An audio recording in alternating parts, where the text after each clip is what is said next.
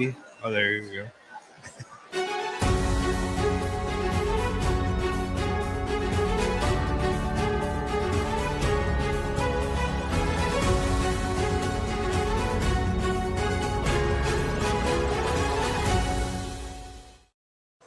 Hey, it's Chris Hassel and Andrew Downs from Instant Iowa, the fastest reaction to every Hawkeye football game. Maybe the most emotional as well. Yeah, celebrate with us when they win, commiserate with us when they lose. Either way, we're going to be here. Yes, we will, right here on Iowa Everywhere, instantly after every Hawkeye football game.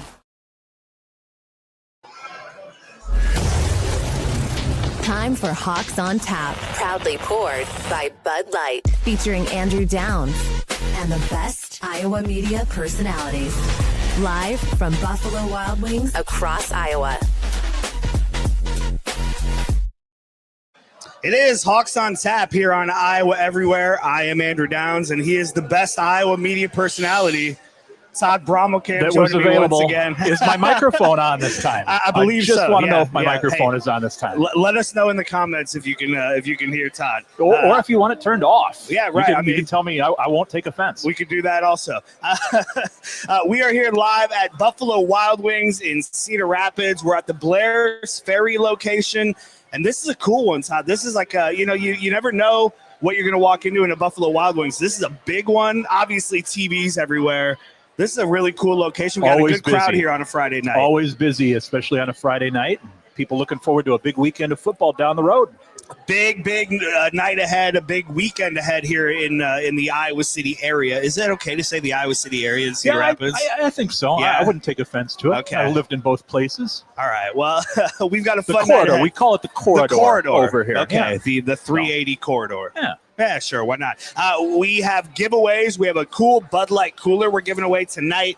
We have a ton of Bud Light koozies. That's going to be a lot of fun. Bud Light has a chance for you to win Super Bowl tickets by playing this football toss game behind me.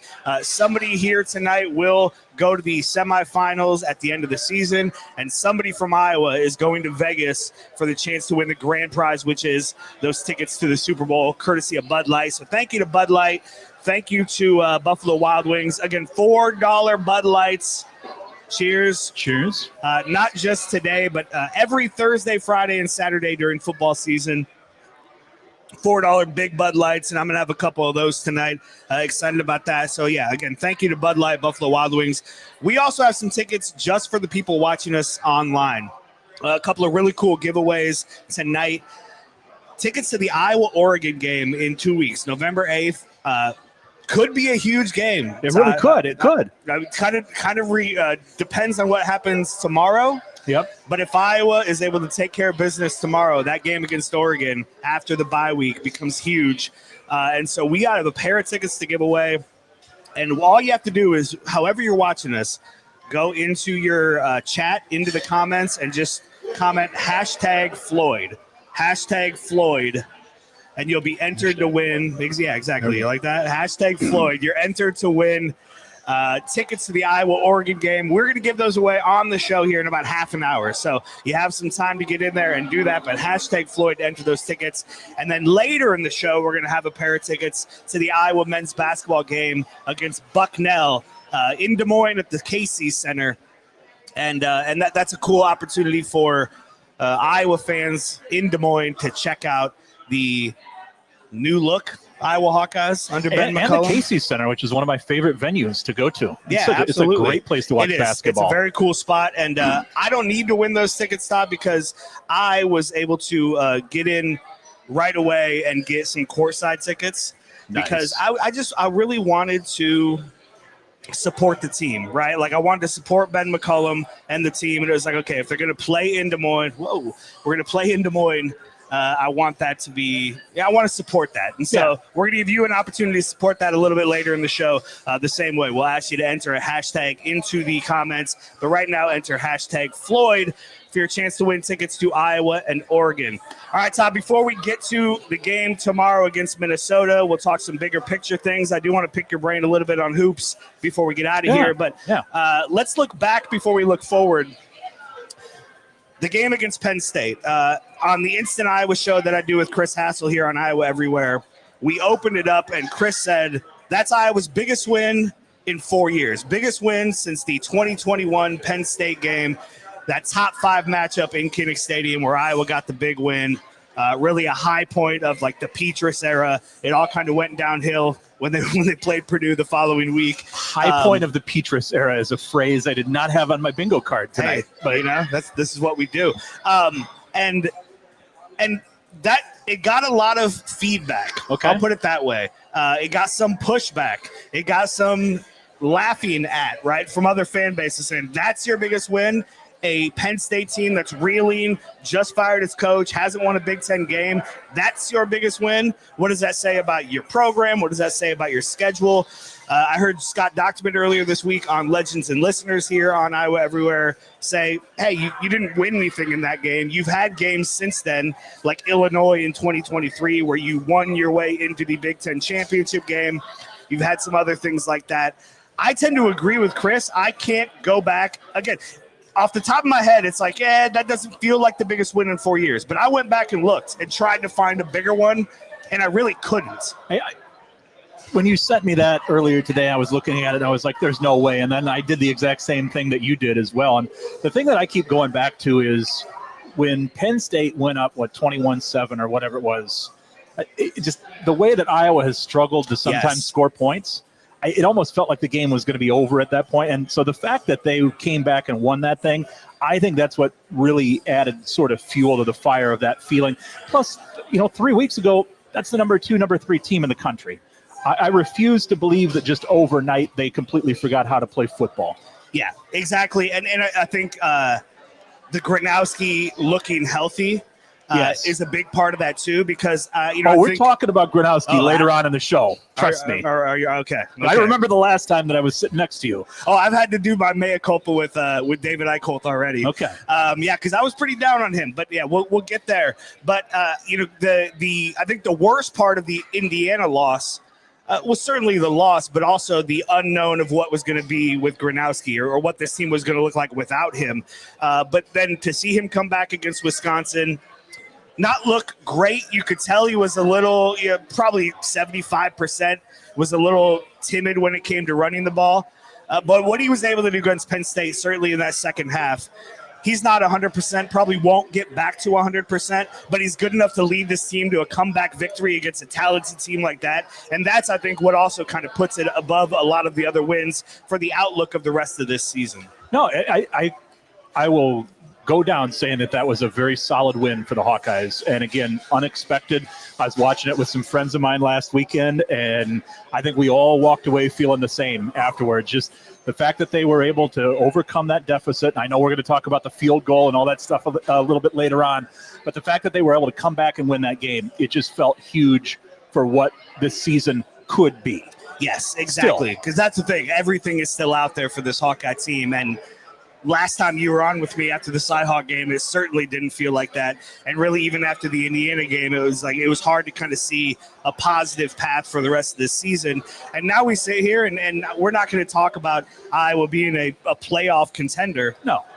But those kinds of things still exist as you move through the season. How do you balance the scales between Penn State having a ton of talent, like you said, just a few weeks earlier being a top 5 team and a popular pick to win the national championship, and then have them having a terrible season?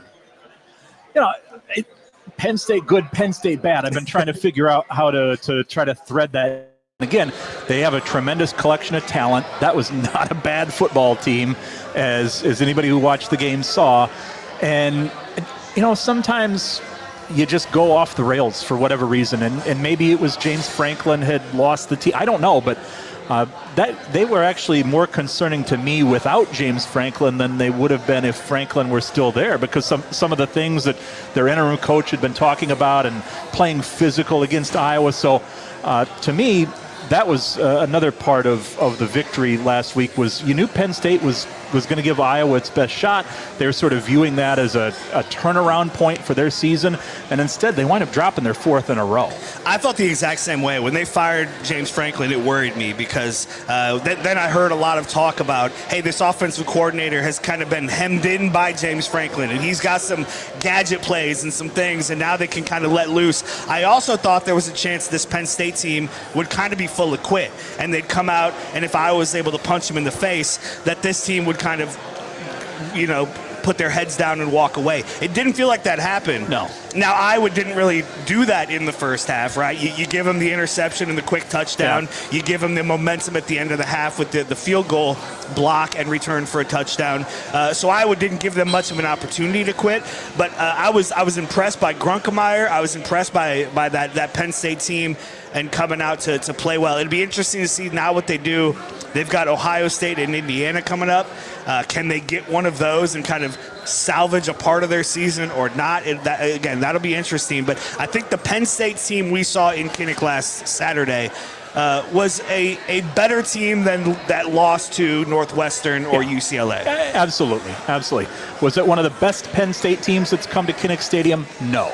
But anytime you beat Penn State, you're still beating Penn State. And again, those guys are 4-star, 5-star. They don't forget how to play football overnight. Right. And I want to see how the season plays out here because I still do think that they have something left in the tank, and they may very well could surprise in one of those games. It wouldn't shock me. I heard you with my buddy Trent Condon on the Locked On Hawkeyes podcast earlier this week. You guys do a great job with that. But, this could have been the last time that Kirk Ferentz gets to host Penn State in Kinnick Stadium. I think Penn State's off the schedule the next couple of years. I would imagine the next time they play will be in State College. Who knows how long Kirk Ferentz has left at the helm of Iowa. And we all know what Penn State means to him. That's the school he wanted to go to.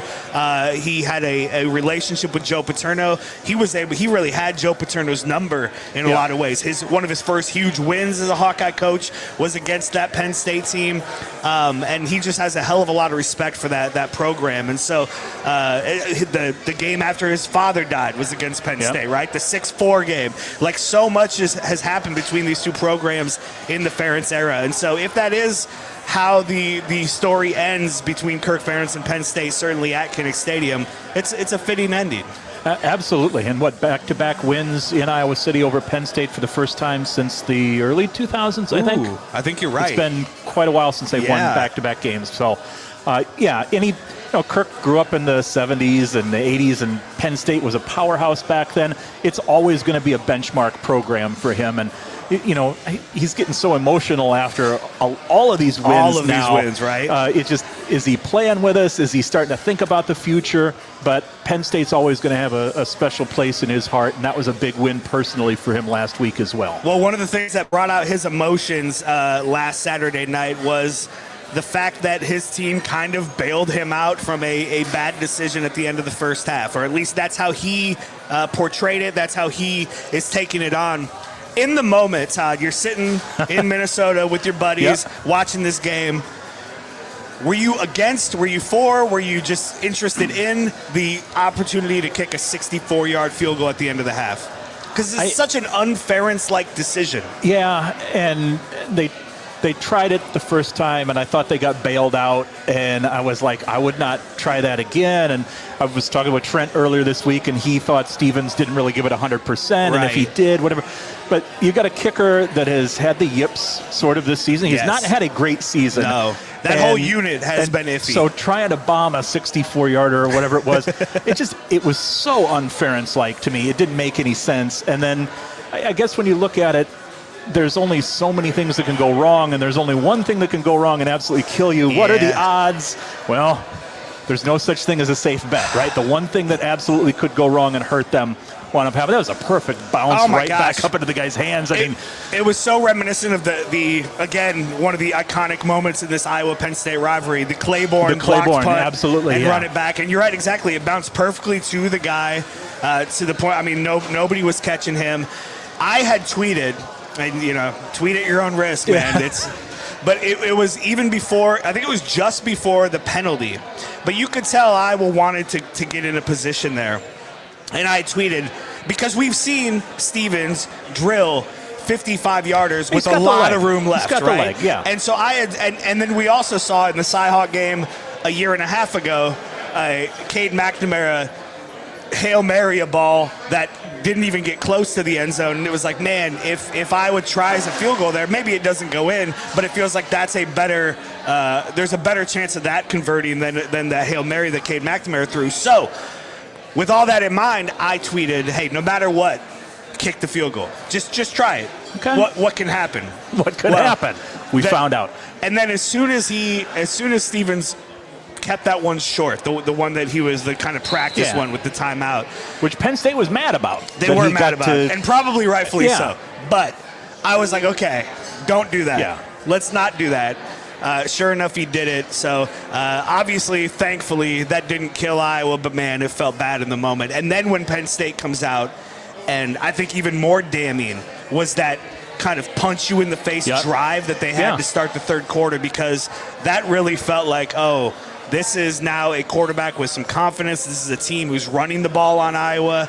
Now they've got a double-digit lead. They're going to be able to replicate that drive, and Iowa isn't an offense who can come back from double digits like that. That really, really worried me. I think there were a lot of fans at that point where they saw their worst nightmare about that game coming to fruition. Yes. Because the last thing you wanted to do was give them a chance to come in and win, and then you give them points right before the half, and you knew that they were going to get the ball, and then they come out and they move the ball, and that they had Iowa on the brink at that point. They did. And credit Iowa for the second half and coming back and winning that game, because I would not have bet on it. No, absolutely not. That was a hell of a win for the Hawkeyes. And again, the biggest win in 4 years. And if you disagree with that, tell us in the comments which win is bigger than that. A lot of people commenting Floyd right now. Comment #Floyd for your chance to win tickets to the Iowa-Oregon game on November 8th. We're going to pick that winner here in 15 I didn't have my reading glasses on. Was somebody saying I was a moron in the – is that Hassel or his dad? Okay. Right. I don't care if I'm a moron or whatever the comment says. I'm here enjoying the $4 Bud Lights at Buffalo Wild Wings. I'm trying to do 7 things at once here. Yeah, okay, and then 8 Rock 2 says, I felt like the blocked field goal led to the decision to go for 2. Interesting to see Kirk kind of chasing points early in that game. We've seen some very unference-like stuff this season. Yes. And I can't put my finger on it. I don't know whether it's Tim Lester or somebody else trying to convince him to think outside of the box, but that's one thing that you very rarely have seen Kirk Ferentz do in 27 years is chase points. It's just not in his DNA. Before we move on, and I let you kind of school me a little bit on Mark Gronowski and what you just said with Tim Lester, because when last time we were on the show, I was pretty convinced Tim Lester didn't have his hands anywhere near this offense, and that's clearly not the case anymore. What should Penn State do next? You were up in Minnesota last Friday night watching the Matt Rule experiment go down the drain. It felt like he was kind of the sure thing front runner. All he had to do was finish out the season without embarrassing himself. Who knows what Nebraska will do the rest of the year? Maybe that's not enough to affect things, but I'm sure the fan base is less enthused about a Matt Rule-led team than they were Friday morning. I think that's probably safe to say, but at the end of the day, he's still an alumni. He's still got a successful track record. And watching that game play out on Friday night, in the back of my mind, I was thinking, the Nebraska guys aren't stupid. They're not oblivious to social media and everything. They know what's good. And sometimes we've seen in the past where rumors will derail a team's season.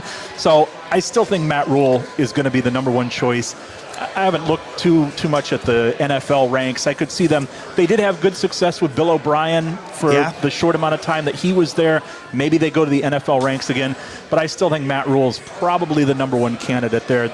Somebody who knows the culture, somebody who wore the uniform, and can sort of keep continuity there with the traditions at Penn State, the good traditions at Penn State.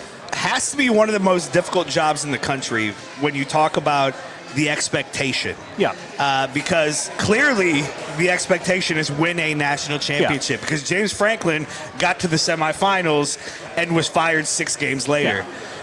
Is it realistic to expect a team that hasn't won a national championship in almost 40 years and is in a conference with teams like Ohio State and Oregon and now the powerhouse that is Indiana to win a national championship? It just feels like that bar, like we talk about Iowa fans having too high of a bar, that Penn State bar is maybe impossible to clear. You know, we make fun of Nebraska fans a lot for living in the past. Yes, we do. And Penn State has a lot of the same problems. And the fact that this is just a different era of football. Now, they've come a hell of a lot closer than Nebraska has to getting there. But James Franklin had the Big Game James nickname, and it wasn't for a good reason. But they did come close, and if they could just get somebody in there to get them over the top, it's still a blue blood college football program. Beaver Stadium and the whiteout, and I mean, there's a lot going for Penn State if they can get the right hire there. That's fun to beat them, though. And it is fun. Again, even a bad Penn State team or an unranked Penn State team is still Penn State football. All right.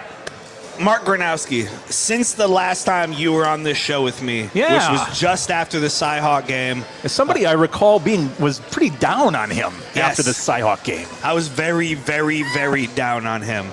I was so disappointed in really a lot of it, a lot of the game plan, but certainly that final drive, if you can even call getting sacked 3 times a drive.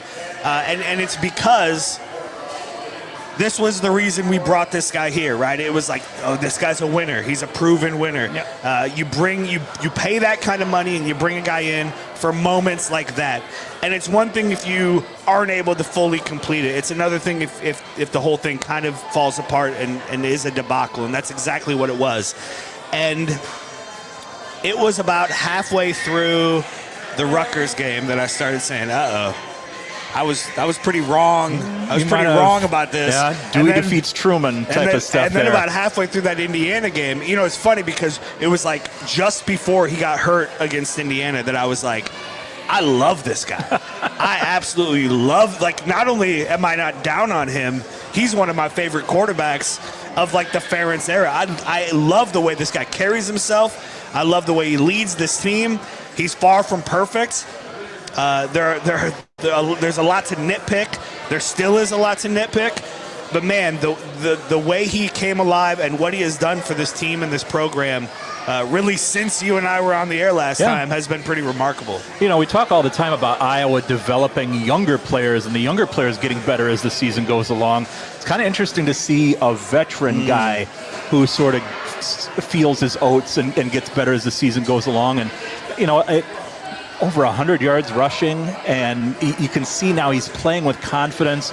And I think he always felt like he could play Big Ten football at the beginning of the season. But you're looking at a guy who goes out and takes the field and knows that he's a Big Ten quarterback right now. And I don't know whether it's a switch that's been flipped or what, but there's just an extra gear that he's found now. And if he can stay healthy, I mean, he's there. It sounds crazy to say, but I think he's their best rushing option. Which is wild. I think he just commands the offense so well that, whenever the book gets written on the Ferentz era and the quarterbacks, you know, it's going to be Brad Banks. And he'll be arguing about Drew Tate and some of the other Ricky Stanzi. In 1 year, I think he's got a chance to position himself near the top of that discussion. And Jason, watching us on YouTube, says Mark is the Lucy Olson of Iowa football. That's a great comparison. I think so too, right? Yeah. Especially because she struggled a little bit early and then really came on. Same criticisms. We paid so much money for this, and this is And sometimes, and I understand it, I get it being a fan, and I've got to play that role a little bit this year, stepping away from the media side of things where you sort of live in the moment, and, you know, 1 minute you get down on the team, and the next minute it's a marathon, not a sprint. Yes. And we're sitting here talking about an Iowa football team that's a couple wins away from having a really interesting November. And I think in an era where we can all be pretty cynical, and I think there's a lot of cynicism in college sports, and I think probably rightfully so. These people are being paid. They're essentially professional athletes. The transfer portal has made it kind of a different thing than the thing that we all grew up with. Yeah. But to see people come in and, like, fully buy into the thing you love, and I think Mark Gronowski, I think Lucy Olson have both done that, and we've seen people who haven't fully bought in. and that doesn't work out. But like Gronowski going out there with a bum knee, it'd be very easy for him to kind of back off. He's not a Hawkeye, right? Like, yeah. I mean, he's won national championships elsewhere. He's got 1 year here, and this isn't just for glory for him. It feels like he has like become part of the fabric of this program, and that's so cool to see as a fan. Like, you could really buy into that. Somebody who is that bought into you. Yeah, he's not sitting back collecting a paycheck. No. And I think in the era of NIL, you get concerned about that. And the way that things worked with the Cade McNamara, I don't want to call it an experiment, and it certainly wasn't an era, but I think that left a bad taste in Yes. a lot of people's mouths. Absolutely. And I think the way that things started this year with Mark, there was some concern that here we go again. Yes. And we being Iowa. And now you're seeing just give it some time and get him some reps in the system. And it's been a slow burn, sort of, the way that Kirk Ferentz likes to do things. You know, he doesn't like to come out, name me a season where they've come out of the gate and played their best football from the get-go. You know, you could probably go all the way back to 2002 for that. But you're starting to see a guy who's comfortable in that role, and I think you're seeing the other guys lead off it. Now, I know we're going to talk about the wide receivers and the tight ends a little bit later on in the program and where their production is, but I think it all starts with getting the quarterback going, and he's certainly going at this point, at least on the ground. Yeah, because along those lines, 0 passing touchdowns in Big Ten play for Mark Gronowski. And I saw Tom Fornelli put out a tweet this week about that. And, I know David Eicholt, I tweeted something about, I'll check my math, but I think the rushing touchdowns count the same as the passing touchdowns. I think they do. I Six think they points do. or 6 points. And he's got one every game. And I think especially after he hurt his knee, it felt like, oh, man, the most important part of his game is going to be, if not completely taken away, certainly muted. Yeah. And what we saw in the second half against Penn State is that's not the case. Not the case at all. Now, maybe he's not going to break a 75-yarder because I think if he is healthy, and that's got to – it was one of those, like, watching it in the moment, it was hilarious, and I was like, this is going to be really funny if Iowa wins. If Iowa loses, it's not going to be funny at all. But, like, the way he knew at about the 25-yard line, like, oh, I'm not going to make this. Yeah. You can see it on his face, and he's like, oh, he's trying to, like, do the math of, okay, where should I get pushed out of bounds here? But to see him, again, kind of take that on, make those big plays on the ground, it's been really, really cool to see. And I was flat wrong. And if he doesn't get hurt, Iowa beats Indiana. I still don't know about that, but it would be fun to run the tape back on that one and get a mulligan on that. But, you've got a couple losses here. The Big Ten's still wide open at this point.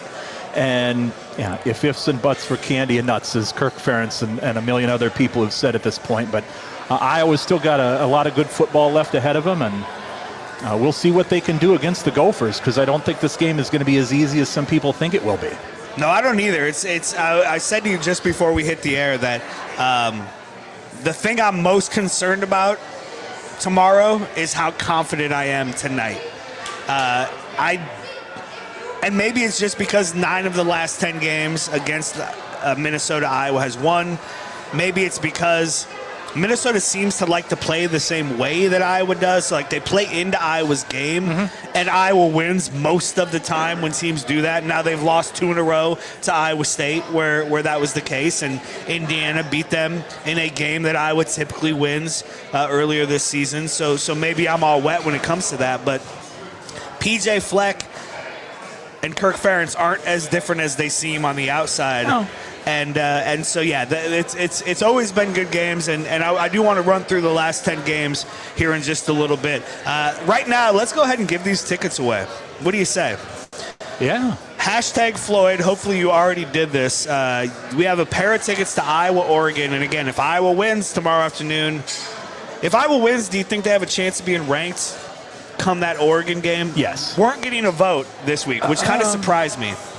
So maybe not ranked this week, but a lot's going to happen over the next 2 weeks. There's a lot of football left in that in 15 2 weeks. to 25. And if Iowa, especially if they convincingly beat Minnesota, I think there's a chance that that's a ranked matchup in 2 weeks at Kinnick I could Stadium. see them sneaking in on the back, maybe number 24 or something like that, 25 going into, the TV networks like to have ranked teams playing against one another, and not saying that goes into the rankings, but they beat Minnesota. Yeah. They'll be 6-2. Yep. And the bye week, you have no idea what's going to happen. We've seen top 10 teams lose, top 25 teams lose every week. So, yeah, I think that there's a chance that this could be tickets to a top 25 showdown. And maybe an 11 a.m. game, which I think would be good. Maybe the weather cools down even a little bit more over the next couple of weeks. Like, let's put Oregon in a tough spot inside Kinnick Stadium in a couple of weeks. Well, are you going to be there to cheer on the Hawkeyes against Oregon? We're doing our little roulette thing here, and the winner is going to be John Karhoff. John Karhoff, you are the winner. Congratulations. You have a pair of tickets to the Iowa-Oregon game on November 8th. The only thing you have to do to claim those tickets is email me, ad@iowaeverywhere.com. AD, not the number 80, the letters A-D @iowaeverywhere.com. And I will get you those tickets, a pair of tickets to Iowa, Oregon. And stay tuned because later on the show, we have a pair of tickets to the Iowa men's basketball game against Bucknell at the Casey Center in Des Moines on Saturday, December 20th. Before we look deeper into this Minnesota game, Todd, some bigger picture stuff. How much did you enjoy watching Wisconsin get its ass kicked? Because I loved it. And you know what? I loved it last week too, and I'm going to love it next week. Seeing a down Wisconsin team might not be good for the Big Ten. It might not be good for the Midwest. It's good for the Downs household, I'll tell you that. You know what? I did not necessarily lose any sleep seeing Wisconsin continue to struggle. I will put it like that. What are they going to do? They got the dreaded vote of confidence. Yeah. Now, I'm not sure McIntosh is long for the AD job either. No. And so he's like, hey, Fickle's my coach. Yeah. And the president's like, well, neither are you going to be here next year. And I think that's probably the situation. Yeah. And that's why you're not seeing Wisconsin making a change mid-season, is that it's likely you're going to see a full house cleaning AD and coach search, and you hire your AD. You better figure out your AD first, and figure out how to hire the coach pretty quickly. And then what do? Do you go back to the identity that you had that you've gone away from, or do you continue down this path of, hey, we're looking towards the future and maybe Fickle wasn't the guy, but I mean, does Jim Leonard take the call? Do you go back? It's just they're between a rock and a hard place. It feels like. I think the hardest thing for a new AD would be to go in there and try to convince fans, hey, this didn't work with Fickle, but we're still going to try to do this modernization thing with another coach. I think it was a great lesson, a great reminder that if you've got a DNA profile, if you've got something that has worked for you for 20 plus years, if it's not broke, don't fix it. And I wouldn't say it was necessarily broke at Wisconsin. It just needed a little bit of a tune-up, and they decided to strip the whole thing down for parts, and it has not worked out well for them. It's such an interesting study in the way things can go, especially as we near the end of the Ferentz era as Hawkeye fans, where you look at Indiana and Cignetti and how quick that turnaround has been. And then you look at Wisconsin and Fickle and how quick that downfall occurred. And it's like, man, those are two paths. And it really feels like it's just kind of chance, because that Fickle hire felt like a great hire. And the Cignetti hire felt like a pretty good, but I would say if you had told me those two things in a vacuum, I said, oh, Wisconsin, that they made the right hire. I think I may have said this with Trent on his podcast earlier this week. I still don't understand why Fickle left Cincinnati knowing that they were going to go to the Big 12. I thought he had a good thing going there. Yeah. He knew that they were going to a Power 4, Power 5 conference, and yet he left for Wisconsin. Obviously, if he had a chance to do it all over again, he stays at Cincinnati. Yeah, they're probably a Big 12 power right now. Battles Matt Campbell year in and year out. But it'll be interesting to see if he does get let go, and I fully expect that he will. Where does he wind up? Maybe he goes and rehabilitates for a year or two as an analyst somewhere. Yeah. Nick Saban's not around at Alabama to do that anymore, but an analyst job for a year or two and then get right back. I think he's a talented coach. Yeah. But the Wisconsin situation was a bad spot for him to try to remake things in his image. He, I think, is about to have the best job there is, which is fired football coach. Yeah, it's no fun being unemployed. No. But if you're unemployed making between 30 and what James Franklin got, 49 million, yeah. Where was my okay. golden parachute? Yeah. Turns out local radio doesn't have the golden parachutes. The only thing better than getting paid to work is getting paid not to work. That's exactly right. And football coaches have figured it out. Okay, some big picture stuff. This Iowa defense, which I think, again, early in the year, there were some issues. You kind of thought, is this... Last season was such a weird outlier, especially in the back half of that defense, where they were really kind of picked apart at times, and Hawkeye fans didn't really know how to deal with that, myself included. This defense now, 7 games in, looks like a typical Phil Parker defense, right? They're fast, they hit hard, they're ball hawking, they're unafraid of anything. It's good to see the interceptions come back over the last few weeks. Yet to have that pick 6 to extend that streak to 19 seasons, but I think they're going to get there. This defense feels like it did 2, 3, 4, 5 years ago. Yeah, and I think, they're blitzing a little bit more, which is interesting because that hasn't necessarily been a Phil Parker thing throughout the years. But going back to where we started at the beginning of the season, how things were going to come together for this team, and typical Kirk Ferentz fashion, they might struggle a little bit in September. They figure some things out in October, and then they wind up playing their best football in the month of November. We certainly look like we're headed that way with the offense, but the defense is on that trajectory as well. I think there were still some question marks as of a couple weeks ago, and I don't think this is a perfect defense by any stretch of the imagination, but you've got some guys that are starting to settle in and figure some things out.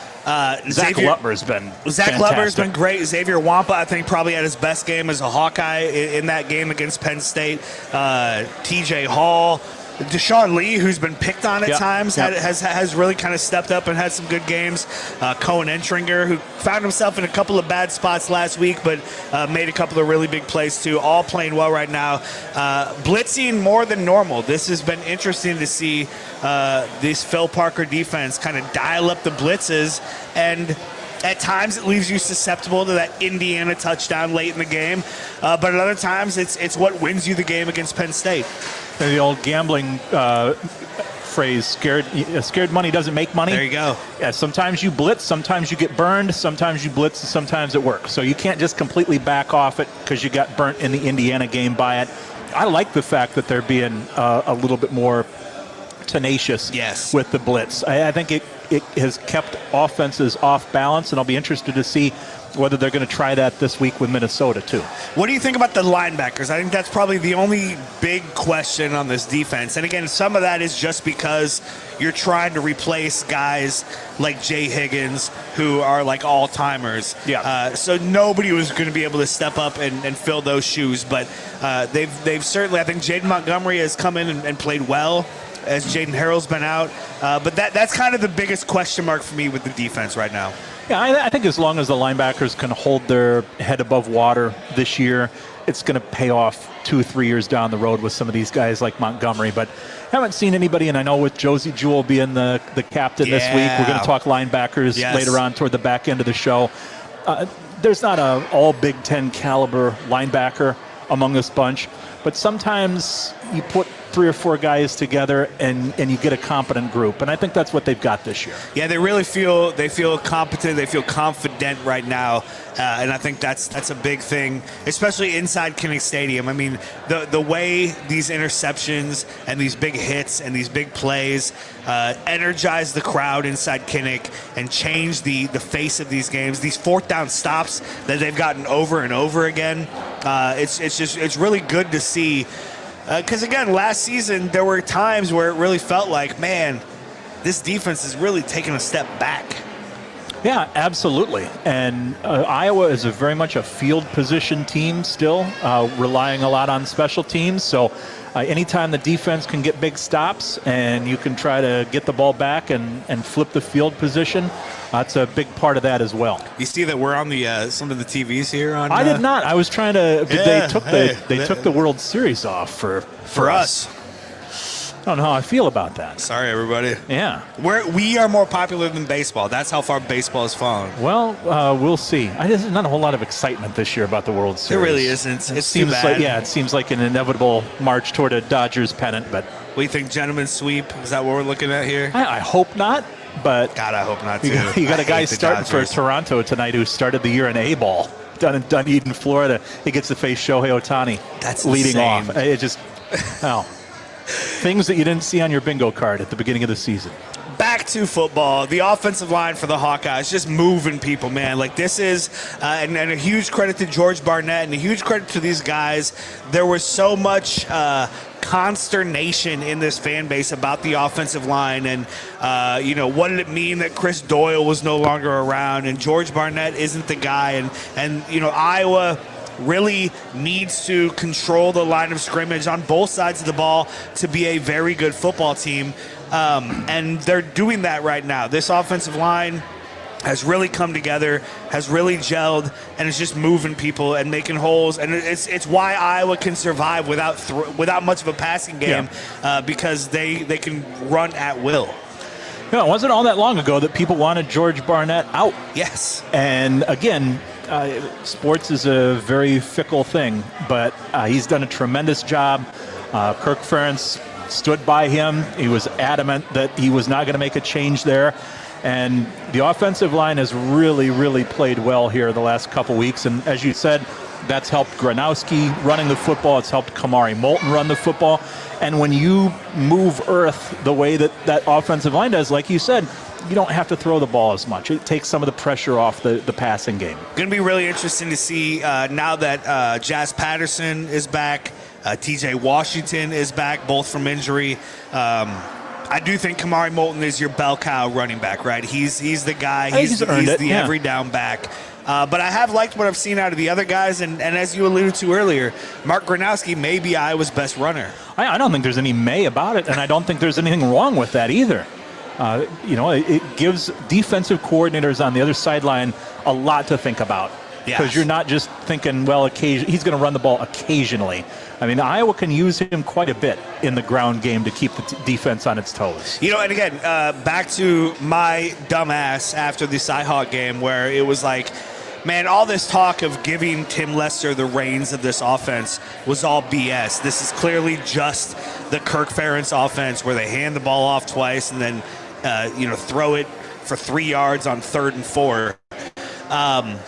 That hasn't been the case lately. This has felt like a Tim Lester offense, and I've liked his play designs. I will say, and I've seen a few people say this week especially, Brian Ferentz was very good at those scripted plays, the first 15. Exactly. Yep. And the Lester plays haven't really been there, it doesn't seem like, but he's made adjustments throughout the game that Brian was never able to make, and they have gotten better and better. It would help if they didn't throw an interception on the first possession. I don't think they're scripting those, but it seems like they might be. But so I have been impressed with Tim Lester and the way he has kind of evolved this offense around the pieces that he has. Give me the guy who makes adjustments in-game over the guy who writes a really great first chapter of the book, and then the rest of the book sucks, and you can't wait to turn it back in at the library. Give me the guy that is willing to see how things are working and is able to move the chess pieces around a little bit. And, the problem for Iowa is the fan base is so accustomed to them not being a strong starting team. Yes. And, here they're starting slow again, and if they can get past that and start strong, but I agree. The beginning script, if you want to call it that, hasn't necessarily been great for Tim Lester, but the in-game adjustments have. Very similar to Phil Parker defensively, where you see Iowa in the second half of games, especially this season where they've struggled a little bit in the first half. It's all about adjustments in the second half, and that's why Iowa's playing meaningful football right now. What do you make of Kirk Ferentz wanting the ball at the start of every game, despite the lack of production on that first drive, because he was asked about it this week, and he basically said, "Yeah, we haven't done much with it, but that's it's going to continue." Keep chopping wood, It's keep interesting. sawing wood, whatever the old Mark Mangino saying was. You're right. But it is interesting, and I feel like there's a thought process behind it. And when they do have a breakthrough, he's going to make sure to point out this is why they do it. Yes. But it's, every coach has certain things that they like to do, and for whatever reason, he's settled on that this season, and we'll see whether or not it can pay off here one of these games. All right, so it's not all positive. It's not all happy in Hawkeye Nation. This passing offense, man, is rough right now.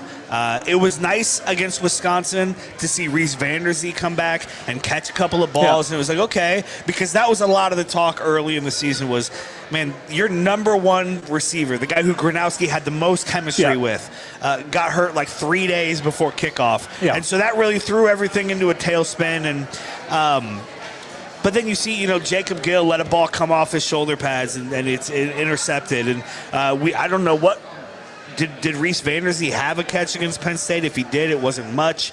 They didn't throw the ball much, certainly not in the second half. The tight ends, if Estrenga doesn't get hurt, maybe it's a different situation. Who knows? But in years past, when the number one tight end goes down, the next great tight end just steps up. And so kind of despite all of the talk of and I think that's probably a part of it too. There was so much talk about these wide receivers in the room in the offseason. Hey, this is the offensive line from a year ago where, hey, this is where the most growth is happening. And whether it's because Gronowski's knee doesn't allow him to throw the ball as well, maybe it's route trees, maybe it's just the talent at wide receiver and tight end. It's just not there. And at some point, it's going to have to be. Yeah, I think a lot of that probably does hinder with Estrenga getting hurt at the beginning of the season and Vanderzee going down. But they've got to be able to throw the football to do a better job here down the stretch. They're not going to beat Oregon. They're not. By just running the football. Hell, they won't beat Minnesota with just running the football. I know we're going to talk a little bit about Minnesota and how good they are against the run, but they've got to eventually have a breakthrough throwing the football. And I keep going back to that viral clip at the beginning of the preseason, where Gronowski threw that bomb on Twitter and everybody was going nuts for it. I think it was the worst thing that Iowa could have done at that point. I know why they did it. Yeah. But we have yet to see big plays like that in the passing game for the Hawkeyes. And maybe they're sitting on it. Maybe they're waiting on it until the time is right when they really need it.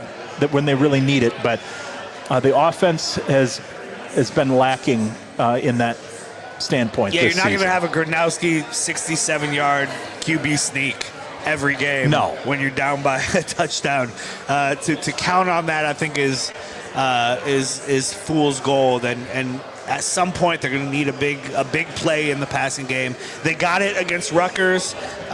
Maybe they'll get it again. But man, it just feels like this pass game is snake bitten. And while I was running the ball and they're winning games, it doesn't matter. Who cares? But at some point, they're going to be put into a position like they were against Iowa State, where you need to throw the ball because of the time constraints, because getting the ball down the field, and it just feels like it's not there. Yeah, and one of the comments right now is spot on. Guys are getting the ball thrown right to them. You have to catch those balls. You can't drop them, and you certainly can't tip them where they're going to get intercepted. So I think a lot of it does go back on the receivers at this point. And you look, Iowa went into the transfer portal, and Sam Phillips has shown some flashes, and Seth Anderson has been healthy, but they just have not been to the caliber where Iowa really needs. I'd like to see Reese Vanderzee have a breakout game here sometime in the next 2 or 3 weeks. That would be nice. That'd be really nice. It's my son played flag football for the first time this season. And that was one of the first things I taught him. Is, hey, you catch the ball with your hands. Catch the ball with your hands. You don't let it get into your body. They even throw the ball at that age? Or is it all just the triple width? Okay. My son got to play quarterback in one of the games, and he threw the ball, and it was a pick six. And he came off the field, and he said, my first throw was a touchdown. I said, that a boy. There you go. You're right about that. Okay, another place where Iowa has been far from perfect, special teams, and really strange that special teams has been iffy. That's where Iowa has been so good, and one of the reasons you can win games without much of a passing offense or an offense altogether is because you're so strong on defense and special teams. The kind of, you make the makeables. It's not just Drew Stevens, who has become Iowa's greatest field goal kicker of all time by the numbers, right? He passed Nate Kading with most field goals, which is kind of wild to think about. But that entire unit has had issues. It wasn't just that Stevens' kick was low in that blocked field goal at the end of the half against Penn State. It was that half that line just got completely blown up. They've had weird snaps and weird holds, and Reese Dakin has had punts blocked. And, I mean, really, other than Caden Weetjen, who had a bad game against Iowa State but has been good outside of that, this special teams unit has been a struggle. And it's one of those, again, where you're in these one-possession games week in and week out, and you know these plays are going to be important. I mean, I was going to lose another game. I mean, I think you could say the Indiana game was lost in part because of the special teams. Yeah. If this doesn't get figured out, and at this point I don't know that it's going to, you're going to lose another game because of a blunder on special teams. Yeah, I have to go back and look at all the games again, but it just feels like at least once a game there's been a punt that was this close to getting blocked, or a field goal that was this close to getting blocked, and we're just not used to seeing that from the Hawkeyes. And as you said, Caden Weetjen has figured things out and has been just another All-American asset. Reminds a lot of people of Cooper DeJean and what he was able to do there.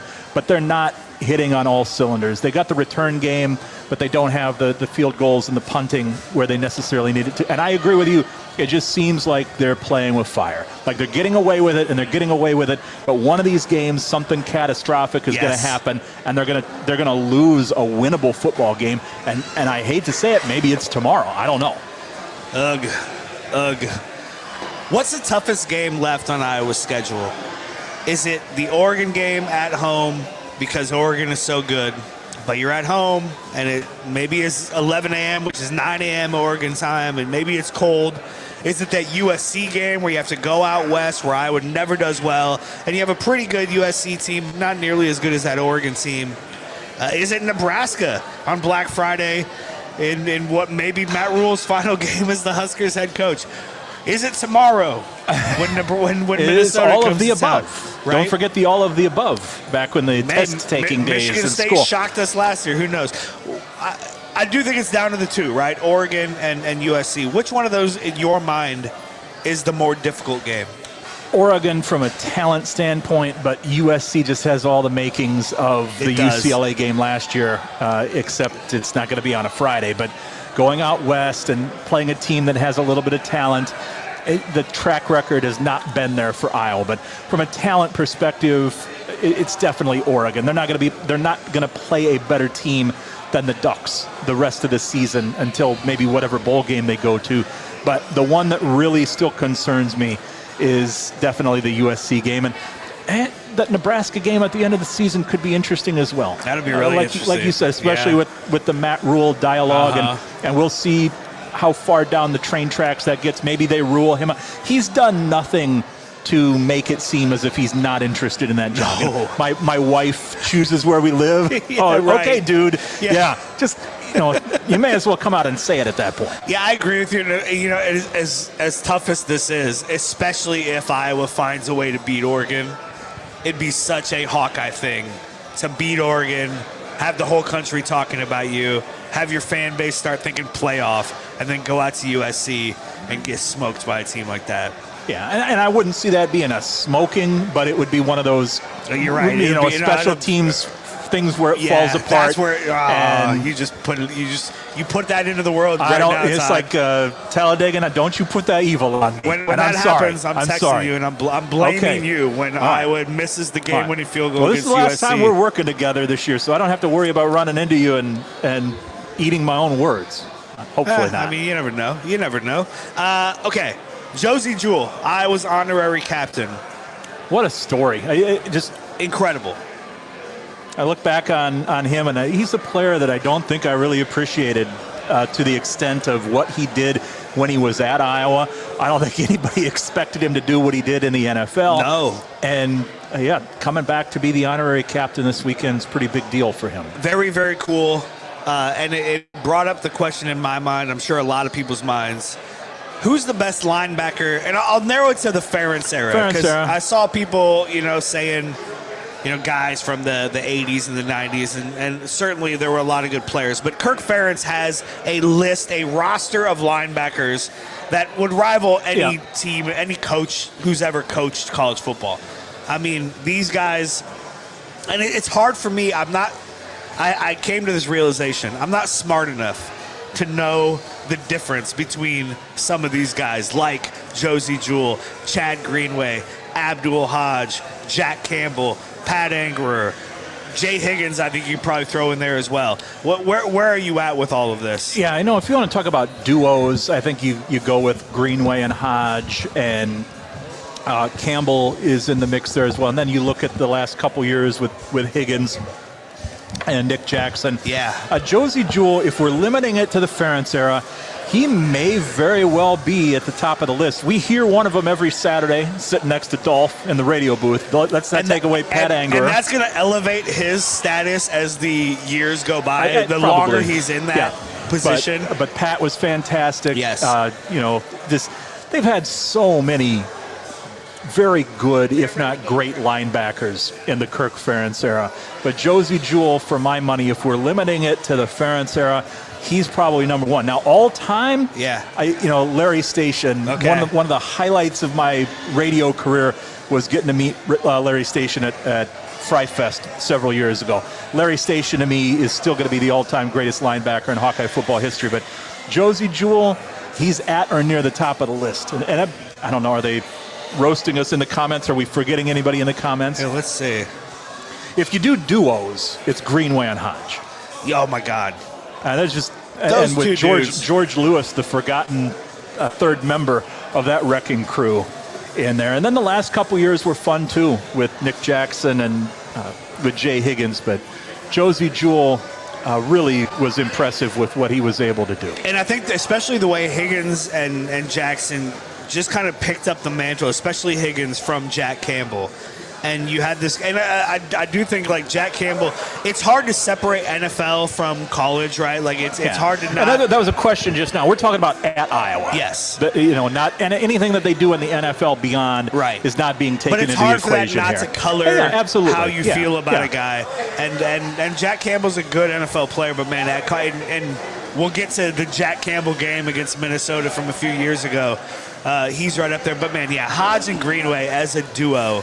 Those two, it's hard to imagine many teams having a duo of linebackers like that. All right, before we get into the breakdown of this Minnesota game, it is time to have you enter a comment to win a pair of tickets to Iowa men's basketball against Bucknell. It's Saturday, December 20th at the Casey Center in downtown Des Moines, 5 o'clock tip. Tickets are now available at HiVTix.com. As I said earlier, I got my tickets the day that they came out. I got courtside tickets. I was like, I'm getting 2 courtside tickets. And I don't know what my schedule is going to be like. I don't know if it'll be my son who comes with me or my wife or my dad.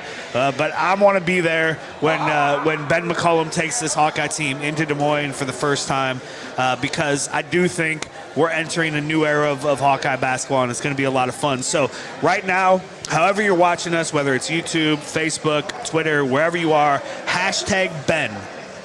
That's right. I should have my gold tie on. #Ben. #Ben, because Ben is the savior. Because Bennett Sturts is only going to be here for a year, and I've seen a lot of this week. A lot of rankings came out of top newcomers in the Big Ten or top point guards in the Big Ten, and Bennett Sturts is right there. He's on all these all Big Ten lists. Yeah, forget Big Ten country. Absolutely, he's going to be on all American lists. But he's only going to be here for a season, and these Drake guys are only going to be here for a year or two. Ben McCollum has an opportunity to be Iowa's long-term basketball coach and do some things that haven't been done in a long time. I do want to talk a little hoops with you at the end of this show, and that's when we will pick our winner, much like we did for the Iowa Oregon tickets. So #Ben, however you're watching right now, you're automatically entered to win, and we'll pick that winner here in just a little bit. Let's look at this game specifically, Todd, and before we talk about this year's game, Iowa has won 9 of the last 10 against Minnesota, which is wild. When you think about how close these two programs are and really how close a lot of these games have been and the way that they play, and really especially inside Kinnick Stadium, it feels like Iowa has had more success up in Minneapolis than they have at home against Minnesota. But just kind of quickly go through the last 10 games between these two teams, because they've been very, very good games. 2015, Iowa wins 40-35. Of course, that pushed Iowa to 10-0 on the season. That's the year Iowa went 12-0 before the heartbreaking losses. That game turned out to be quite the shootout that day. Yes, it did. Hold on one second. You deal with the okay. What do you guys want to talk about right now? We're good. Okay. You got the list. You got the list in front of you. That's okay. We got a lot of balls in the air. Buffalo Wild Wings and at Blair's Ferry. No, so if you see behind me, they're going to start doing the football toss. And again, the winner tonight is going to the semifinals, and the winner of that is going to Vegas on Bud Light to try to win tickets to the Super Bowl. I'm just glad you figured out how to turn it on earlier. I did earlier, and then it turned off, and then they didn't know how to turn it back. But that guy figured it out, so I think he should get like a few extra points. Give him an extra point. 2016, 14-7. Akram Wadley with a 54-yard touchdown with 5:30 left in the game. Again, these games have been so close, and then when a team needs to make a winning play, more often than not, it's been Iowa that has made that winning play. 2017, that's PJ Fleck's first season at Minnesota. A 17-10 win for the Hawkeyes. Minnesota scored 10 in the fourth quarter, but not enough to come back all the way to beat Iowa. 2018, 48-31. This was, I guess, the blowout of this. Nate Stanley had 4 touchdowns and 300 yards through the air. It's hard to imagine an Iowa quarterback ever doing that again. I know it'll happen at some point just by the law of averages, but it's hard to imagine an Iowa quarterback ever having that kind of a game. That game or one rushing for 100 yards? What's harder to imagine happening again, like Gradowski did last week? Okay. Yeah. Because I think there's a chance Gradowski runs for 100 yards tomorrow. Oh. 2019, 23-19 was the score of that game. That was when Minnesota came in 9-0, ranked 7th, and really feeling confident about themselves, kind of like Iowa did in 2015, but ended up getting the win. 23-19, but a late gopher touchdown makes that score seem closer than it actually was. Iowa really kind of had that game in hand, and that was one of those that, in a rivalry like this, where you can steal a team's season the way that Iowa did. Yeah. And again, they had a good season. I think they won 10 or 11 games, went to a good bowl game, but you took away the undefeated, right? You took away the great thing they had, and that's just so sweet when it comes to a rivalry like this. 2020, 35-7. This is the blowout. Yeah. 35-0 for until Minnesota took a timeout in order to score with 14 seconds left. That gave Kirk Ferentz an opportunity to take all 3 of his timeouts before Minnesota scored. And Kirk Ferentz was asked about that after the game. Again, this is 2020, so this is all on Zoom. I think it's Scott Doctorow who asked this question. Here's Kirk Ferentz. Hey, Kirk, do you want to talk about what was going on at the end of the game with, both sides kind of calling timeouts and, seems like just playing to the end of this game? Well, they called a timeout, I guess, to get a look at what we're doing and reconsider. So we just kind of wanted to make sure we got a good look at what they were doing. And, no sense taking them on the bus with us, right? I think you guys have reminded me of that a couple times over the last 22 years. So figured we'd take Floyd with us and leave the timeouts here. Take Floyd, leave the timeouts. Those timeouts are still up there in Dinkytown somewhere floating around. I don't know if anybody ever collected them or not. That's such a great Kirk Ferentz, because he takes a little shot at the media and like the fan base about like, hey, I've heard for many years that you can't take these on the bus with you. So he's always been self-aware of the criticism. And that was the kind of first time he loosened up a little bit in that 2020 season. I don't know if it was the age, it was the fact that nobody was in the room with him, what that was, because there were a couple of times where he got a little snarky in his post game, and this is where it's like, oh, he doesn't really like PJ Fleck, or at least like this newfangled style of coaching that guys like Fleck and maybe Matt Campbell and maybe Scott Frost were all a part of. He was like, hey, you guys it's cute what you guys are doing, but I'm still the dean of coaches here, and you still got to come through here. That was fun. Yeah, it's like what we do in radio or media. You've got people that maybe are by the book and the numbers and everything, and then you've got somebody, I don't know, just an example, somebody that maybe had a morning show and was wacky and didn't care and was goofy and stuff like that. There's a lot of different ways to skin a cat, but when you've got somebody that has a way of doing things, they look down their nose on somebody who's doing it a different way. And PJ Fleck is part Carney, part football coach, but you can't deny the fact that he's had success there in Minnesota. I really was surprised to see the media give him a chance to succeed there, because they like to run guys out. There's a professional market up there, but he's hung around long enough. He's got people to sort of believe in him now, and he is a good football coach. And when Iowa and Minnesota get together, PJ Fleck's pretty familiar with Kirk Ferentz. He was on that Northern Illinois team that Kirk beat in 1999 for his first victory. He's been around the Big Ten. And I remember when he took the job there in Minneapolis, he talked about using Iowa as the measuring stick, a lot like Gary Barnett did in Evanston back in the early to mid-90s. That Iowa is that program.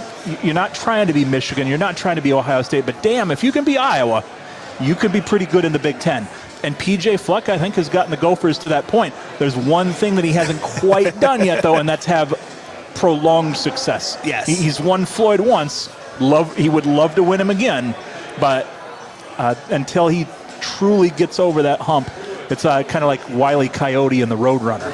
I've come around on PJ Fleck. I didn't like him at first, and especially like to see Ferentz kind of take some shots at him. I really enjoyed that. He seems sincere. It seems like he's putting on an act when you first see it, right? So the way he dresses, the way he handles himself, the row the boat and all that kind of stuff. It seems like an act. But you can't carry an act through as long as he has. No. It is sincere, and it seems genuine, and it's hard for me not to like PJ Fleck at this point. I've told this story a number of times, but one of my floor mates freshman year at Hillcrest in Iowa, was I was a Burge guy. Went to middle school and high school with PJ Fleck in Caneland, Illinois, Caneland High School, and he told me he's always been like that. He was like that when he was in middle school. So that helped me realize, okay, this guy is not the P.T. Barnum that everybody makes him out to be. Yeah, right. But credit to him where he's coached, Kalamazoo, Minnesota. You can't just rely on the football there. You've got to sell the sizzle if you can't sell the steak, and nobody sells the sizzle better than Philip John Fleck. And now the steaks are starting to come out of the kitchen cooked pretty perfectly at this point for Minnesota. 2021, 27-22. Alex Padilla threw for 200 yards and 2 touchdowns. You had to remind me about this one, and I said I was at that game, and I don't remember Alex Padilla doing that. But that was probably the highlight of his football career. Alex Padilla started a game must have started several games. I've blocked there were the that two. part it was out of Northwestern and Minnesota, I think, back to back, if I recall correctly, and somebody will clearly correct us in the comments if I'm wrong. 2022, the Jack Campbell game, 13-10 Hawkeye win. Campbell forced a fumble inside the 10-yard line. Mo Ibrahim was such a great runner for Minnesota, so scary for an opposing team, and yet Iowa was able to find ways to beat him, and that fumble he had late in that game, 5 minutes to go in a tie game, and then Campbell grabs the interception with 2:06 to play. Probably should have, right? That's the one where he didn't actually step out of bounds, but they called him out of bounds. Probably should have taken it back for a pick six. But that set up Drew Stevens' game winner, 13-10 win for the Hawkeyes. 2023, 12-10. This is the one game PJ Fleck has beaten Kirk Ferentz, the invalid fair catch game. Now Iowa, even after that, and as bad as that call seems as we sit here today, at least in my opinion, Iowa still needed about 10 yards to put Drew Stevens in a position to win that game again. But Deacon Hill is sacked. he throws an incomplete pass, and then he throws an interception. And again, that's the only Gopher win over Iowa in the last decade. They got to take Floyd home, and I think PJ Fleck slept with the pig. I think he did as well. I think that's what he told us. But and as his right, he can do whatever he wants with the pig. Sure. When he gets it home. But hey, Iowa what happens fans behind closed doors? Iowa fans need to get over that game. It's you still see people walking around with it wasn't a fair catch I don't think T-shirts. Iowa put itself in a position to lose that game. They did that day. But you think that's a Deacon Hill-led team that could have won 11 games. That might be the biggest outlier of the Kirk Ferentz era.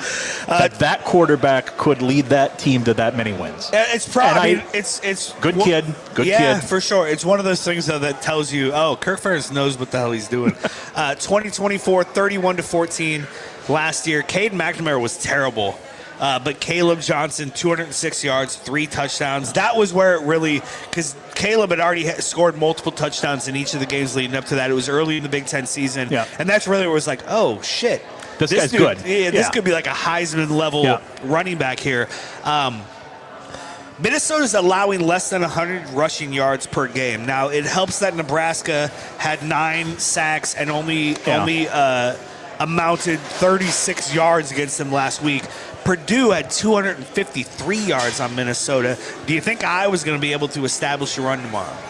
I think that's going to be a big part of the game plan. It usually is. And if they can split the middle there and just have a decent amount of success, that's what, football, everybody likes to talk about statistics and everything.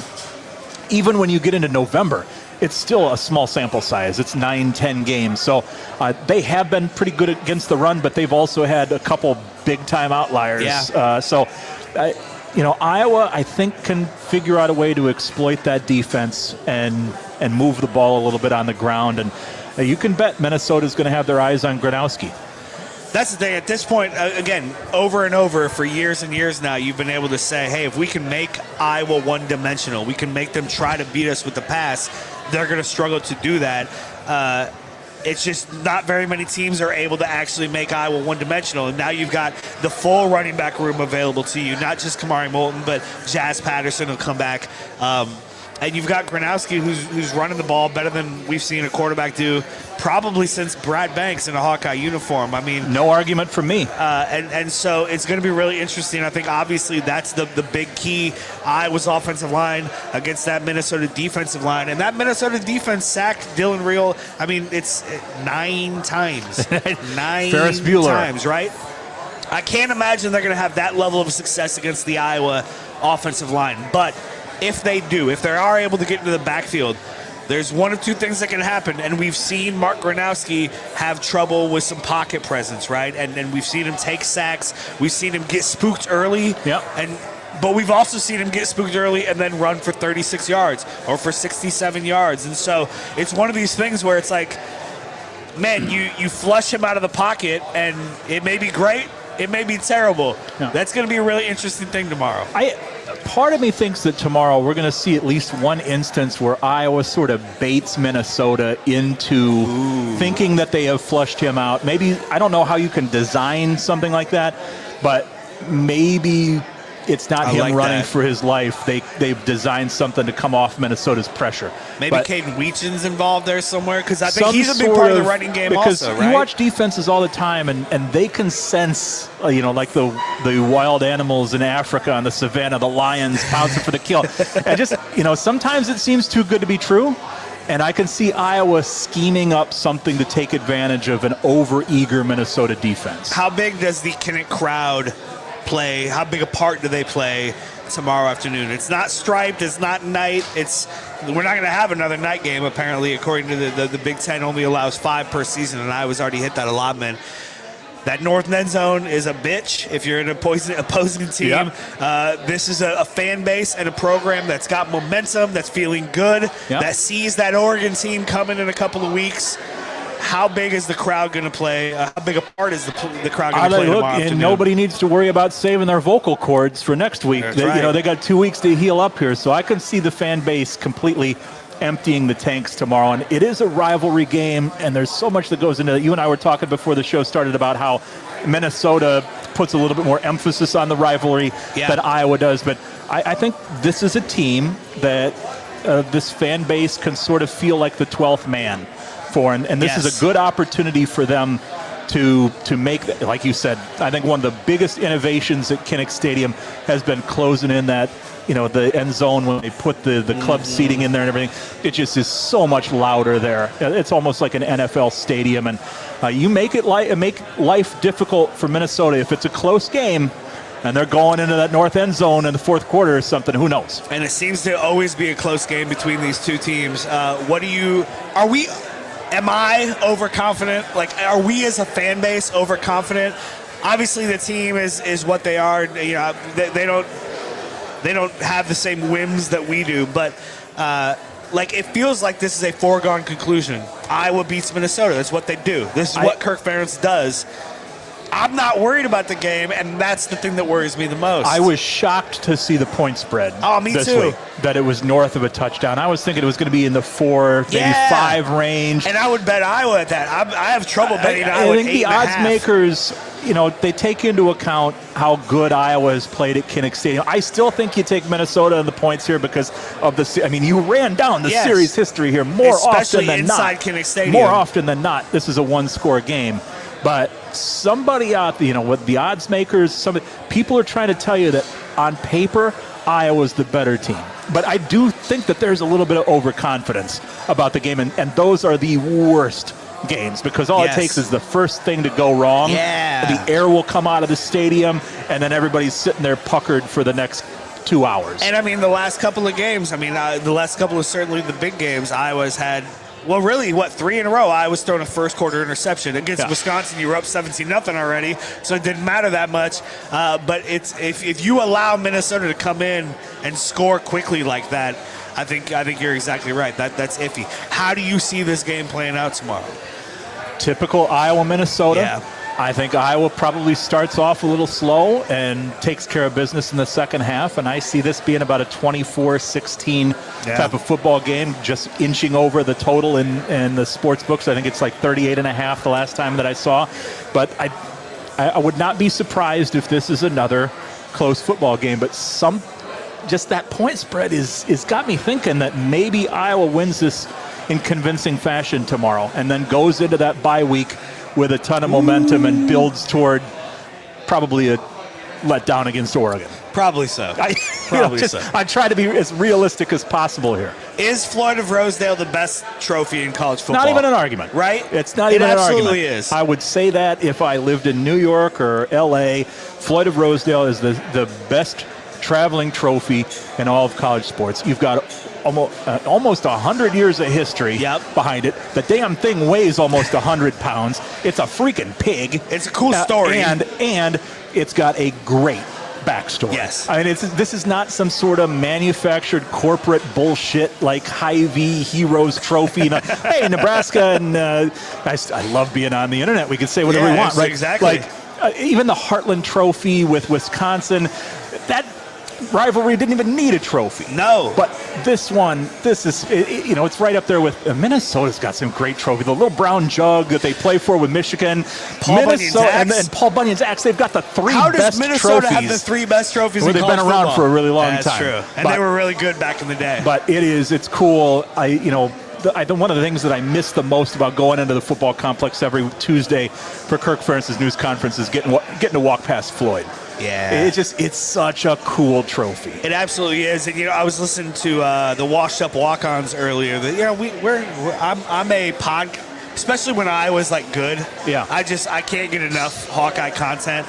I was listening to Washed Up Walk-Ons, and those are guys who played, right? And I didn't realize the Heartland Trophy, the bowl against Wisconsin, that thing's hollow. So they were like, you pick that up, and there's really no weight to it. It's deceiving. You pick up the Floyd. And it's, this is like a fully thick bronze trophy. As you said, I think it's 100 pounds. There's a reason that you usually see the linemen carrying it off the field. You might see one of the small guys get to it first, the fast guys get to it first, but it's the lineman. I've got a great picture from many, many years ago with Casey Kreiter coming off the field with, I think it was Floyd of Rosedale. But, you got to have a big guy coming off the field with that. All right, give you one more chance to comment. Hashtag Ben for your chance to win tickets to the Iowa Bucknell game. Yeah, Bucknell, but it's at Casey Center in Des Moines. They were a turning team, right? Yeah, they were. Yeah. Yes, exactly. And you get to see Bennett Sturts in person. You get to see this Hawkeye team and kind of a new era of Hawkeye basketball. Hashtag Ben wherever you're watching right now. Just comment that, and we're going to give those away here in just a couple of minutes before we get out of here. Before we do that, Todd, I do want to just pick your brain a little bit on Hawkeye hoops. I've been a little surprised. So, I'm excited about McCollum, and I'm excited about Bennett Sturts. I was a little underwhelmed by the overall roster, I will say.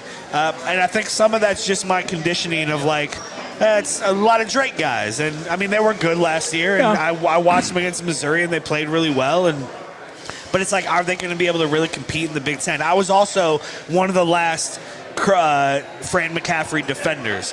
And so, as I'm excited about the Ben McCollum era and everything he has done, every step he has taken since accepting this job, really even before accepting the job, has been the right step. I've been so impressed by him.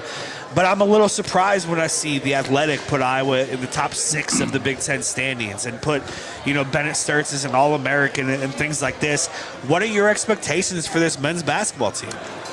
Basketball, for as long as I can remember, has been a point guard game. Now, when I was younger, it was a big man's game. Especially in the Big Ten. But this is a point guard's game, and Iowa's got one of the best in the country. Now, it's a one-and-done situation. Yeah. I feel a hell of a lot better about Iowa bringing Bennett Sturts along with Ben McCollum than if he was coming in empty-handed. Well, it feels like that's the thing Fran McCaffrey could never quite get. They were always close. It was, all these point guards had Iowa in their top 3 schools, and they would go somewhere else. And it just, for whatever reason, even though Fran could get other guys and the Murray brothers and Garza, and he had a lot of success as Iowa's head coach, and certainly identifying talent was his biggest positive, I think, could never get that point guard. And now you've got that point guard. And so it's going to be interesting to see. I was talking with a couple people that they think he could be the best point guard at Iowa since Andre Woolridge, and that's a really high bar to set. That's a really high bar. This is not Bradley and Evansville and, week in and week out. And that's, I think, going to be a wake-up call for Tavian Banks and Bennett Sturts and a lot of the guys who came from Drake. But I like the chemistry that I saw from them and getting to go to a couple workouts before I was let go. And that was even before they had Fulgaris there with them, which I think is going to be I think he's a fun player to watch this year, too. But I love the chemistry.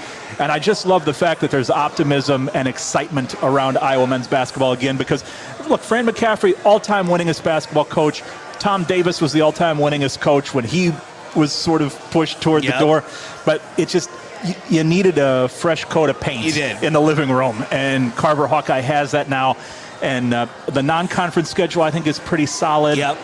And I'm really it's the first time in a long time that I've been really looking forward to an Iowa basketball season. There's a new energy, absolutely. And clearly, one of the things Ben McCollum said to Beth Getz while contemplating this job was, hey, we need to do something to get these students involved. Yeah. We need to change Carver Hawkeye. We might not be able to tear down Carver Hawkeye and rebuild it, but we need to do something to give these students a reason on a cold night to come across the bridge and get into this stadium. That's what's going to make this fan base excited again. And I think they're doing that slowly but surely. It'll be interesting to see how that comes out. But I hope the student body especially buys into this. I thought it was genius, the event that they did on the basketball courts behind Burge with the men and the women. And you can't argue the women are more popular right now and more successful, but to do that on the east side of the river where most of the students are and to do it on the outdoor courts like Burge and to give an opportunity. A big problem that Fran McCaffrey ran into the last several years was the idea, the feeling among the fan base that he just wasn't accessible. And I think the biggest thing that Ben McCollum has done is return that feeling of the head men's basketball coach at Iowa is accessible and wants to interact with the fans. And I think there's reason to be excited about this team. What's going to be a successful season for them if Bennett Sturts doesn't get hurt? Because there's so much riding on Bennett Sturts. If he gets hurt or misses any amount of time, I could see things going pretty south for them. But there's reason for optimism. Is this a tournament team? They very well could be. I don't know how many people were saying that Drake was a tournament team We're Oh, getting into why the not? bottles. Yeah. Bottles, tall boys. Why not? $4. I'm not Hawkeye driving. games. That's stuck to the table. Otherwise, I'd take it off and hold it up. $4 Bud Lights. So this, again, it feels kind of silly for me to say this has to be a tournament team for this to be a successful season. But as we're getting closer and closer, we're just over a week away, 10 days away from the opening game. It feels like this is a team that can play its way to the tournament. And They could. Less than that's going to feel a little disappointing. They could. I think with 1 year of Bennett Sturts, the most important thing is to lay the solid groundwork to be playing meaningful basketball in February, where people are talking about this team as a possible tournament team or going to the tournament, and obviously building that recruiting and getting kids to keep coming in, because it's not, they don't have the NIL breastworks that a lot of other programs do, the money to fire off here. At some point in time, you've still got to figure out with basketball that it goes to getting the talent coming in and developing it. And I think McCollum has done a good job of that over the course of his career. I would like to have seen a longer track record at Drake, but this guy's a hell of a coach. He is. And I met him, and I've got a pretty good BS detector. I think he's going to get it done at Iowa. I don't think there's any reason to believe that he won't. But they've got to keep Bennett Sturts healthy this year. And the problem with Iowa basketball on the men's side right now is that nothing matters until they get to a Sweet 16. Because that's the thing, right? Like they haven't been there in so long. It doesn't matter if you're a bad team that backs its way into the tournament and gets there. It doesn't matter if you're a great team that runs its way all the way there. That will reset expectations. Yeah. Until that happens, it's the only thing that matters. Not to tie it back into the football game tomorrow, but the one thing P.J. Fleck needed to do at Minnesota was he needed to beat Iowa at least once and get Floyd to Rosedale to keep the doubters, Matt Campbell was the same way for a while. Matt Campbell was the same way. Yeah. And so I think that's exactly the Sweet 16 cloud that is hanging over the program. I'm not going to say they get rid of it in year number one, but I'll give them the 3 to 4 year window to get to that Sweet 16. Otherwise, I'm going to start to really believe into that Tom Davis curse. The women's basketball team sold out again. They've now sold out more seasons without Caitlin Clark than they did with Caitlin Clark, which is wild. Recruiting seems to be going very well. McKenna Velichko, there are other players coming. Addie Deal was a big recruit. What are your kind of expectations for the women's team? Yeah, I was reading projected starting fives, and Deal may not be a starter, but she may be coming off the bench. And again, careful with freshman players. Yep. It's a jump to the Big Ten. We saw Caitlin Clark take a while to get used to it. But what Jan Jensen's been able to do with the continuity, from taking over from Lisa Bluter, and being able to still sort of capitalize on that Caitlin Clark. And Caitlin Clark can be gone 10, 20 years. Iowa is still going to get the Caitlin Clark effect from that recruitment. But you got Addie Deal, who I think is going to have a good season. You got Hannah Stolke, who's a veteran. Taylor McCabe, Kylie Fierabach. I've described this season as sort of the bridge. Yeah. It's the last of like the Caitlin Clark sort of era, and the bridge to she's been gone long enough that this is now the new group. And, top 25 team, the Big Ten. I still don't know if people understand how tough the Big Ten is from a women's basketball standpoint. Right. They're not going to run the table. They're not going to beat everybody. There's going to be some frustrating losses in there. But at the end of the year, they're going to be a tournament team, and hopefully they've got what's in it to make another run here in the next 2 or 3 years where they get back to that Elite Eight, Final Four. And I think that's so key, because as women's basketball is growing, and it certainly is, there is more room for blue blood programs. And Iowa can be one of those programs, but you can't just be the team that Caitlin Clark played for, right? You have to extend beyond that. And Jan Jensen needs to get to a Final Four. Not this year, maybe not next year, but in the next few seasons. And again, it seems ridiculous to even say this, as we have a men's basketball team that hasn't been to a Sweet 16 in 25 years. But to say, like, they need to get to a Final Four, which most teams would kill for, if Iowa wants to solidify itself as a UConn level, South Carolina level, blue blood program, which I do think is possible. I think it's there is potential for this. but you do need to capitalize on this in the next couple of seasons. Absolutely. I think with Deal on the in the next 4 years, get back to the Elite Eight, the Final Four at least one time. And you mentioned Willichko, and I know she's kind of working her recruiting prowess on a couple other big prospects that are out there. It could not have worked out any better for Iowa in the post-Caitlin Clark era, because there was a question of whether or not that momentum would just go poof and disappear, and it hasn't. It has not. Yeah. All right, let's give away these tickets. Hashtag Ben. Hashtag Ben. You got like a few seconds to get in right now. Again, Iowa against Bucknell at the Casey Center in Des Moines, Iowa. It's a Saturday game. 5 o'clock the most tip. Iowa basketball game ever, because you can eat Casey's pizza while you're watching it. Fantastic. Right? Have you been to the Casey Center since they rebranded? No, the last time I was there, they were still there. You walk in, and there's a damn Casey's right there, and they have the pizza, and they've got it all. It's so awesome. It's such a perfect branding for that arena. It's going to be a really December cool thing. 20th, right? December 20th, a 5 o'clock tip. Iowa against Bucknell.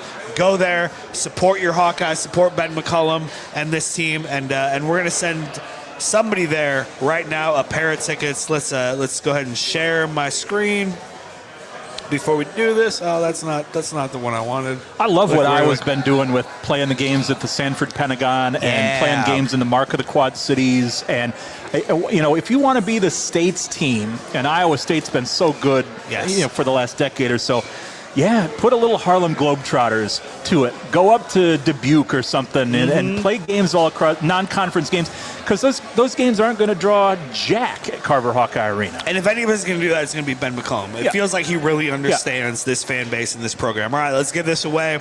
We're going to hit the randomizer right now. Did I see Murph and Andy? They can't win, can they? No, we'll hit it again if they win. Okay. Iowa everywhere wins the tickets. 8 Rock 2. 8 Rock 2, whoever the hell you are. Email me. Winner, chicken dinner. You are the winner. Email me, ad@iowaeverywhere.com. AD, not AD. ad@iowaeverywhere.com. Email me, 8 Rock 2, and you are headed to Iowa against Bucknell at the Casey Center. I will see you there. I'll be courtside. I'm so excited for that game. I'm so excited for the season. I've said this before. Basketball is college basketball is my favorite sport. I would rather the men get to a Final Four than the football team get to a college football playoff. I'm right there with you. I was talking about this with Trent earlier. My first grade teacher just turned 90 years old a couple weeks ago, and I remember that 86-87 schedule poster over in the corner, Ed Horton, Roy Marble.